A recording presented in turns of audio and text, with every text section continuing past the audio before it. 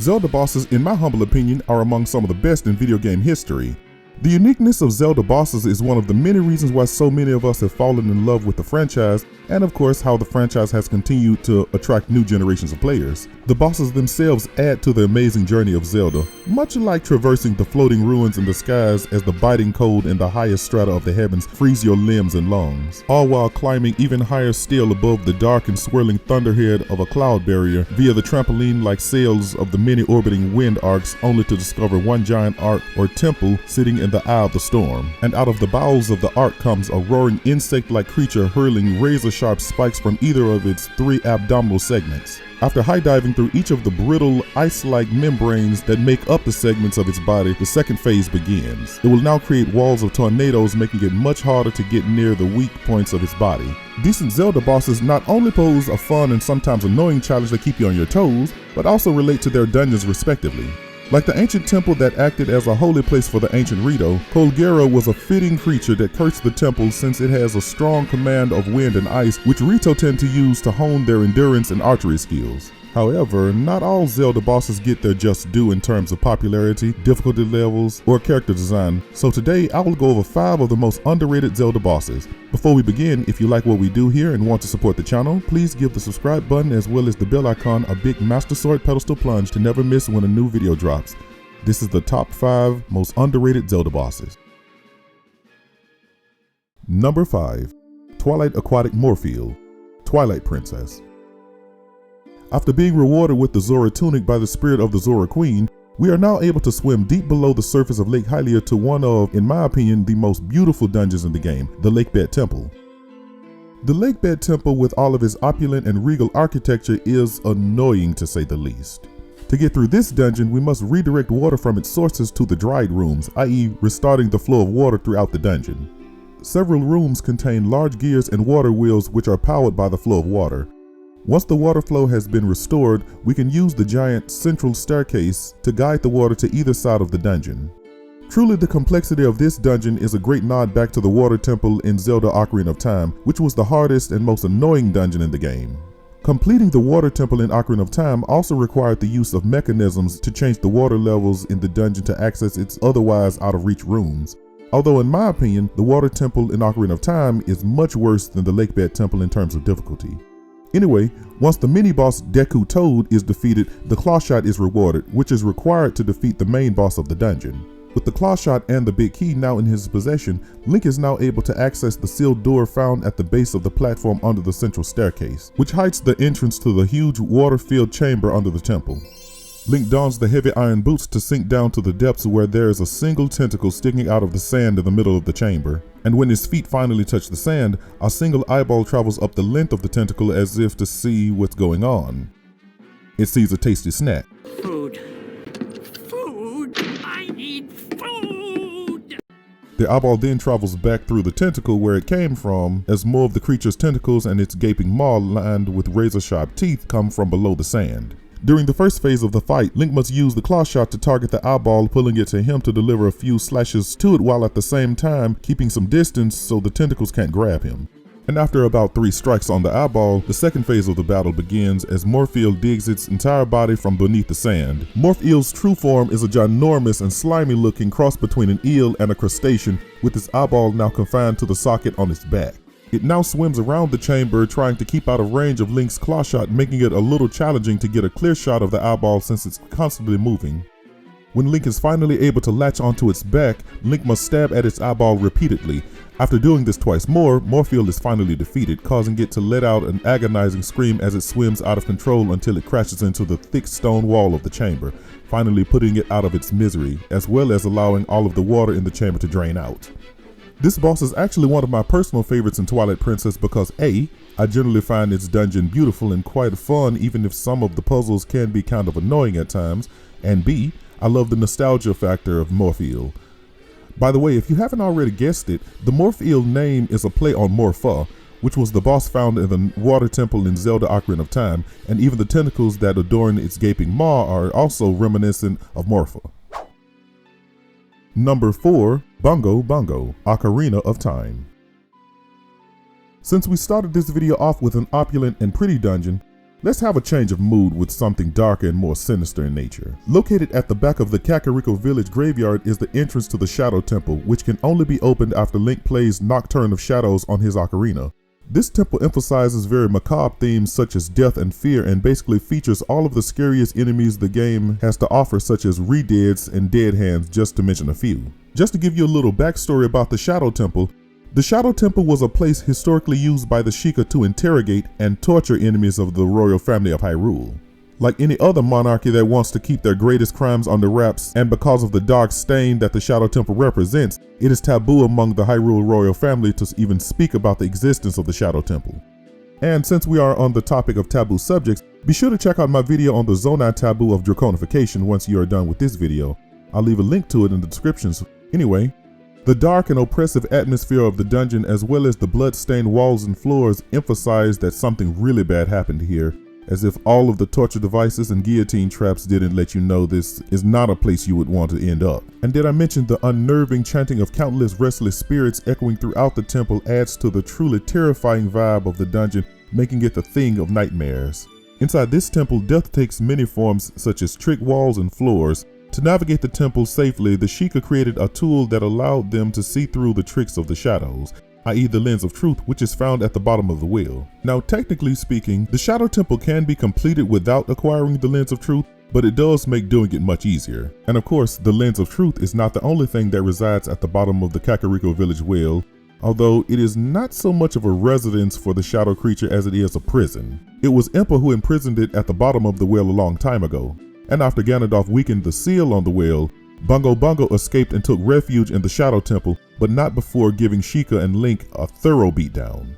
Once Link finally gets his hands on the boss key of the temple and makes it through the boss door, he is dropped down onto a giant drum as the camera zooms out to give us a view of the eerie moldy chamber. Two large hands start to beat rhythmically on the drum, causing Link to bounce with each beat.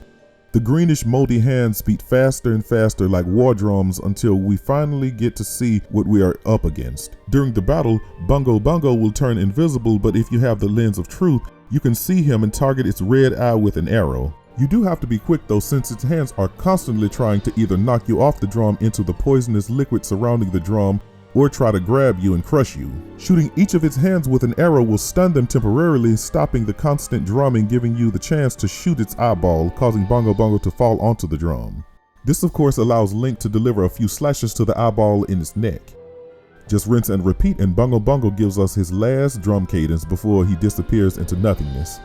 I've always found Bongo to be a very cool boss and very fitting of his dungeon with how creepy he is. Although it is not expressly known what the true origins of Bongo is, but some in the fandom theorize that he was a very powerful sorcerer and enemy of the royal family who was personally executed by the Sheikah by being hung upside down and having both hands and his head severed from his body. And like most ghosts, his spirit form reflects the cruel fate that befell him before his death. This is what happens when you die. This is what happens when you die. That is what happens when he dies. And that is what happens when they die. It's all very personal. Number 3. Demon Lord Ghirahim, Skyward Sword. Now here is a Zelda boss that is the epitome of creepy, but also super cool in the flamboyant just a clown kind of way. Ghirahim is the main antagonist in Legend of Zelda Skyward Sword, and also the first boss Link faces in the game. Throughout each encounter with Ghirahim, the battle slightly increases in difficulty. Link first encounters Ghirahim behind the boss door of the Skyview Temple, where he is busy hacking away at the Door of Time, which leads to the Skyview Spring. After a rather lengthy introduction, Ghirahim reveals that it was him who made the tornado that caused Zelda to fall off of her loft wing to the surface below the clouds, where he sought to capture her. Being ever the mature demon lord that he is, Ghirahim, just to vent his own frustration at losing Zelda, decided to engage Link in combat. During the first phase of the battle, Ghirahim fights seemingly without weapons, opting to grab Link's blade if he tries to slash him. To counteract Ghirahim grabbing his blade, Link has to slash opposite from where Ghirahim's hand is. When Ghirahim takes on enough damage, the second phase of the battle begins, and he summons a single black saber which he can do much more damage, i.e. he switches from defense to offense. Now this battle is not too difficult if you control the sword and shield combos well. If you get too far away from Ghirahim, he can close the distance quite easily and damage or outright destroy your shield if you are not quick enough to either slash him or shield parry his attack to stop him. He will also make small daggers and launch them at you as projectiles. Slash in the direction of the daggers as they fly to easily send them back to sender. Keep this up and Ghirahim will be defeated in no time. After he is soundly defeated, Ghirahim declares that he has spent enough time toying with Link and leaves, but not before promising to extinguish Link's life if he gets in his way again. The second time Link faces Ghirahim in battle is at the Fire Sanctuary. After Ghirahim had threatened to violently punish Link the next time he saw him, Ghirahim was in a good mood after his discovery of a second Gate of Time, so he decided to make a deal with the hero. He would spare the young hero's life if Link told him where the door was. After Link refuses, Ghirahim reveals his second form. He dissolves his gloves as well as the top layer of skin on his arms to reveal the sable metallic veneer that lay beneath. Furthermore, the diamond-shaped crack under his left eye that is usually hidden behind his bang now descends the whole left side of his body. And of course, with him summoning more of his power, this time Ghirahim shows more of the wild and merciless side of his personality. The first phase of this battle is similar to the last Ghirahim battle, but this time Ghirahim summons his floating daggers from the start, which act more as a way of added defense rather than an offensive maneuver, making it harder to slash Ghirahim opposite his grip. This time you have to slash opposite of Ghirahim's grip as well as the two floating daggers to do damage to Ghirahim. This is not too difficult to do when timed correctly, and after he takes on enough damage, the second phase of the fight begins. This time Ghirahim will double the stakes and double the fun by summoning two black sabers, which both increase his defense and offense. To defeat Ghirahim now, you must slash opposite of the defensive formation in which he holds his swords. If you make a mistake and hit one of the swords, he will counter with a devastating slash, knocking Link off his feet, dealing a heavy amount of damage. Keep slashing him in between his sword defenses and he will soon be defeated. After he will take his leave, but not before hurling another one of his cryptic threats. Now the final battle with Ghirahim takes place at the sealed ground after Link tore through hordes of Ghirahim's own minions. Ghirahim is busy conducting a ritual to separate Goddess Hylia's soul from Zelda's body when Link arrives and completely pisses him off this time. Ghirahim then assumes his complete form and begins the first phase of the battle. In this phase of the boss fight, Ghirahim uses melee attacks such as punches and kicks as his primary pattern of attack. This phase is relatively easy since all you have to do is slash at him to get him close to the edge of the platform and knock him off, where he will fall down to the platform below, allowing you to deliver a fatal blow downward into the diamond on his chest. Do this once more and he will land on the ground below, starting the second phase of the fight, which is similar to the other Ghirahim battles, as he will summon his signature saber, but his attack is much stronger this time, and he will also use Skyward slashes if Link gets too far away from him. One cool element of this battle is, if you time it right, you can get into a Skyward slash volley match with him reminiscent of the Ganondorf Energy Ball volley fight from Zelda Ocarina of Time. After Ghirahim takes on enough damage, it's time for the final phase of the battle, where he summons a broadsword which acts as both a defensive and offensive weapon. The weapon's weakness is its edges. Damage them until the sword breaks, and then you will be able to freely slash at Ghirahim's body. Repeat this twice and he will be defeated once and for all. I actually found the Ghirahim battles to be quite fun and had a mild difficulty to them that made you have to time your attacks carefully instead of just slashing wildly to defeat him. By the way, if you would like to see a more detailed breakdown of Ghirahim and his origin, you can check out the video I've already done on this channel on him. I will leave a link to it in the descriptions for your consideration. Number 2. Koloktos, Skyward Sword. Giving the water temple from Zelda Twilight Princess a run for its money in terms of beauty, we have the ancient cistern from Zelda Skyward Sword. Located behind the Lake Floria waterfall directly behind the throne room of the water dragon Faron, the ancient cistern boasts a lot of natural beauty. Its tranquil ambiance and clean, pristine waters give it a serene feel, well, at least at the top of the dungeon. Located directly inside the lower part of the great statue in the middle of the room, you will find the whip. To get it, you must defeat a relatively fun mini-boss, Stalfos. And to get out of the statue, Link must use the newly acquired whip to grab onto a nearby water valve, turning it on, which releases a column of water from the pipe, which Link can use to get back up to the top area of the statue and out of its door. This is an obvious clue that Link must use the whip to complete the puzzles found throughout this dungeon.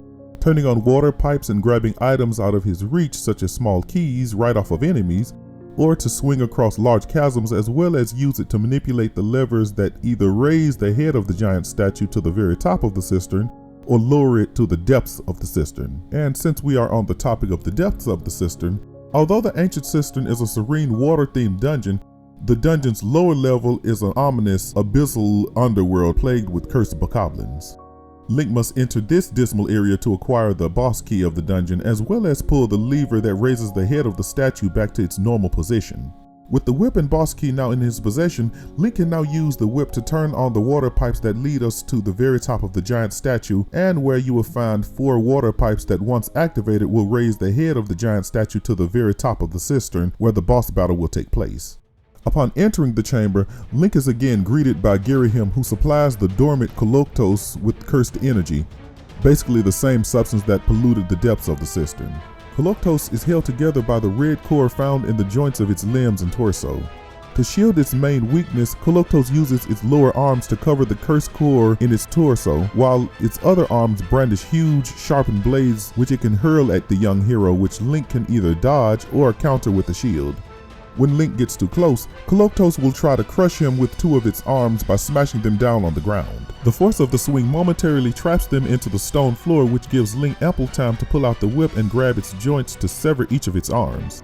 When those 2 arms have been pulled free of its body, it will then try to smash Link with the 2 arms it was using to guard its core. Link can then use the whip again to pull those 2 arms off as well, and now its core is open for attack. Of course, that does not mean that Koloktos is defenseless, since it still can try to cut Link with the blades it's holding with its top arms if Link tries to continuously attack the core. After long, Koloktos will summon back its severed limbs, and you will have to repeat the process again to open its core back up for attack. And once it takes enough damage, the second phase of the battle begins, where Koloktos will summon its arms back in place and rip itself out of the ground, now sporting legs and 6 giant scimitars as its new weapons. When Link gets close enough, it will bring 3 of its bladed arms down at once to smash Link. In this case, you have 2 options you can employ to defeat Koloktos. You can either use the whip in succession to sever each of its arms, or you can use it to sever one of its arms and then pick up its scimitar and use it to cut the legs off from under it, which will stun Koloktos long enough to do massive damage to its core with the scimitar. Koloktos will then pull itself back together again while it walks around the room, swinging its blades wildly and summoning Chrisbkingdom to attack on its behalf. You will have to do this process once more to bring Koloktos down once and for all. I love the Koloktos battle, as it's definitely a fun challenge and oh so satisfying pulling its arms off. It's video game ASMR at its finest.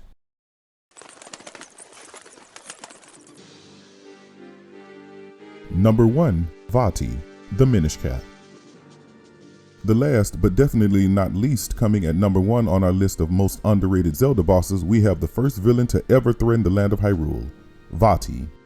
We first encounter Vaati in Legend of Zelda: The Minish Cap, where he kidnapped many beautiful maidens and took them to his castle in the sky.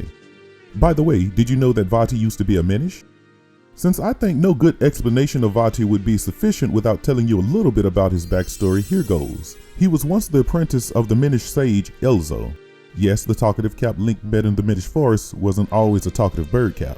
Elzo was cursed into this form by Vaati himself. During the time when Vaati was Elzo's apprentice, Vaati became fascinated with the evil inside the hearts of men and started to desire power for himself. He learned of the Pokori sword and the light force, which were 2 gifts given to the humans by the Minish. According to legend, these 2 gifts were used by the hero of men to vanquish the evil terrorizing Hyrule. Elzo, knowing the portal between Hyrule and the Minish world was about to open, he made the Mage Cap, a powerful magic cap that could grant the wishes of anyone who wears it. Vaati put the cap on without permission and transformed into a sorcerer, and out of spite as well as to show off his new powers, he turned Elzo into a living cap. And like in common villain fashion, before leaving Elzo to his fate, Vaati monologued his plan to cross into the human world through the Minish door and obtain absolute power. Long story short, this is why Vaati went to Hyrule and entered the sword fighting competition during the Pokori festival. As the winner of the tournament, Vaati had earned the right to touch the fabled blade.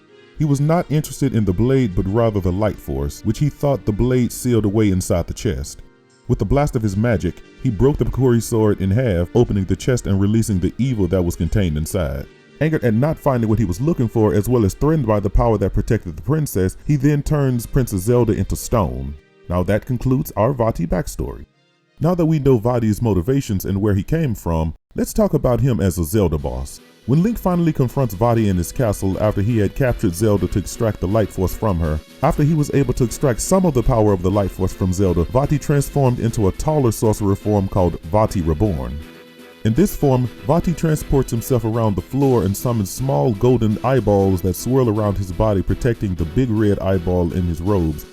Link has to use the 4-element imbued Picori sword, or the Four Swords, to deal damage to Vaati. This has to be done quickly because Vaati disappears and reappears quickly around the floor, but once he is in range, keeps slashing away at Vaati's big red eye. Once it takes on enough damage, he will close the giant eye and counteract with more energy blasts as well as golden eye projectiles. Again, destroy the golden eyes surrounding Vaati to open the main eye and attack it for all it's worth. Vaati will then make the battle even harder by casting torrents of fire as well as using the golden eyeballs to defend himself with lasers.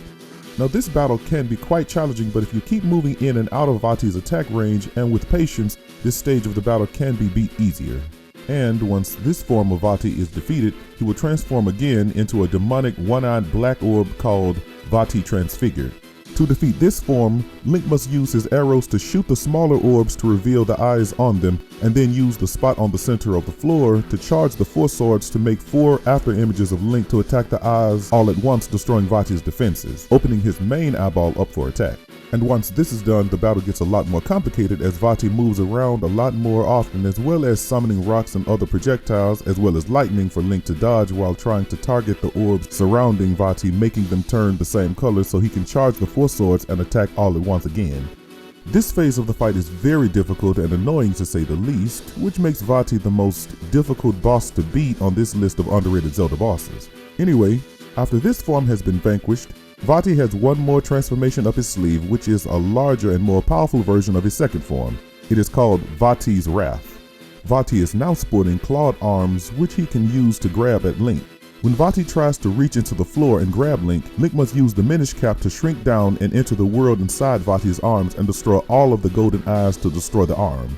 Repeat the process with Vaati's second arm, and he will sprout bat-like wings and open his 4 smaller eyes. Link then must charge the Four Sword and step on the glowing floor to make his after images and wait for Vaati to charge the electric energy balls from his 4 smaller eyes to open the main eye and slash Vaati's main eyeball.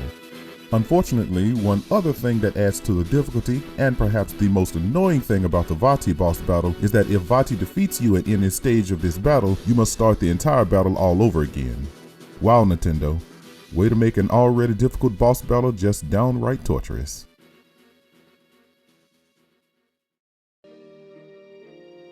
The Court's conclusion.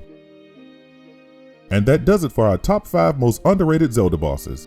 The Zelda franchise has entertained and charmed us with some of the most iconic and unique bosses of all time. Just like with the age-old story of good versus evil, a great antagonist truly pulls the story together and makes the conflict so much more satisfying when it resolves with the defeat of the ultimate bad guy. So in that regard, a good villain is just as important to the depth of the story as having a brave hero. I think this is why the Zelda franchise has been so beloved. I mean, yeah, we love Link and Zelda, but we also love seeing the defeat of the amazing bosses that signify their growth.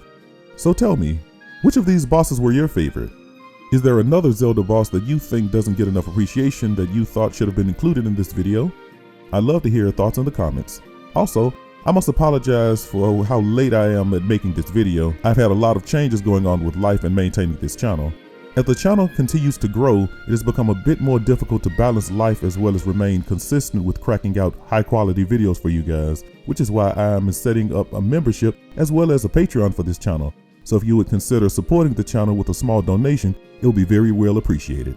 Your donation will help us further grow the channel as well as improve our video quality. Hope you guys have a fabulous and blessed day. This has been Chris of Chrisbkingdom. The council is dismissed.